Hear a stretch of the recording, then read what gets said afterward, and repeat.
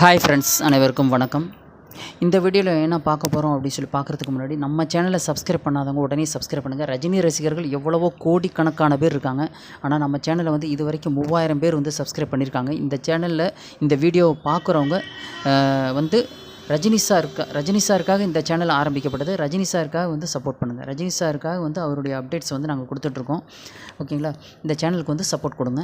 அது மட்டும் இல்லாமல் இந்த வீடியோவில் என்ன பார்க்க போகிறோம் அப்படின்னு சொல்லி பார்த்தீங்கன்னா, ஆதவ் அர்ஜுனா வந்து ரஜினி சாரை பற்றி சீண்டி பேசியிருந்தாங்க. அதுக்கு வந்து இப்போ வந்து மன்னிப்பு கேட்டிருக்காங்க. ஏன்னா ரஜினி ரசிகர் வந்து அவருடைய ஆவேச பேச்சு வந்து சென்னை கொளத்தூரில் வந்து தாவேகா பொதுக்கூட்ட மேடையில் வந்து எந்த எண்ணத்தில் நீங்கள் வந்து அப்படி சொன்னீங்க? ரஜினி சாரை வந்து திமுக மிரட்டினா தான் வந்து அவர் வந்து அரசியலுக்கு வரல அப்படிங்கிறது எந்த எண்ணத்தில் நீங்கள் ஃபஸ்ட்டு பேசுனீங்க அப்படின்னு சொல்லி கேட்டிருக்காரு. அதுக்கு வந்து அந்த மேடையிலேயே வந்து ரஜினி சாருக்கு வந்து மன்னிப்பு கேட்டிருக்காங்க ஆதவ் அர்ஜுனா. ஆனால் மன்னிப்பு கேட்டது வந்து ரஜினி ரசிகர்கள் வந்து எந்த காலத்துலேயும் வந்து அவங்க வந்து ஏற்றுக்க மாட்டாங்க. ஓகேங்களா? ரஜினி சார் அவர்களே, உங்கள் மீது எங்களுக்கு எந்த விருப்பமும் கிடையாது, அன்பு மட்டும்தான் இருக்கிறது, இதை நான் உறுதியாக சொல்கிறேன் அப்படி சொல்லிட்டு ஆதவ் அர்ஜுனா பேசியிருக்காங்க. அது மட்டும் இல்லாமல் ஆதவ் அர்ஜுனா இன்னொன்று என்ன சொல்லியிருக்காங்க அப்படின்னா பார்த்தீங்கன்னா, மிரட்டினது அப்படின்னு சொல்லி தான் நான் சொன்ன நோக்கம் வந்து வேறு.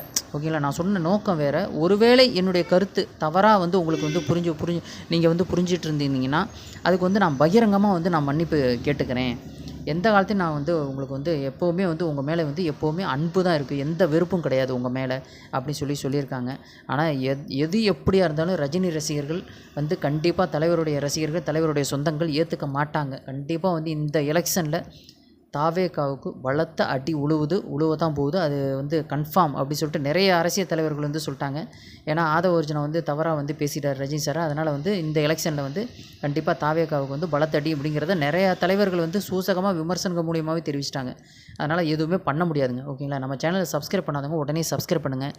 சேனலுக்கு சப்போர்ட் பண்ணுங்கள். எல்லா சேனலுக்கு என்ன பண்ணுறீங்களோ அந்த சப்போர்ட்டை தான் கொடுங்கங்கிறேன். ஓகேங்களா? ஓகேங்க. தேங்க்ஸ் ஃபார் வாட்சிங். மறக்காமல் சப்ஸ்கிரைப் பண்ணுங்கள். கோடிக்கணக்கான ரஜினி ரசிகர்கள் இருக்காங்க. நிறைய பேர் சப்போர்ட் பண்ணாமே இருக்கீங்க. சப்போர்ட் பண்ணுங்கள். சப்ஸ்கிரைப் பண்ணுங்கள் உடனே. ஓகேங்களா? தேங்க்ஸ் ஃபார் வாட்சிங். தேங்க்யூ. மறக்காமல் சப்ஸ்கிரைப் பண்ணுங்கள். தேங்க்யூ.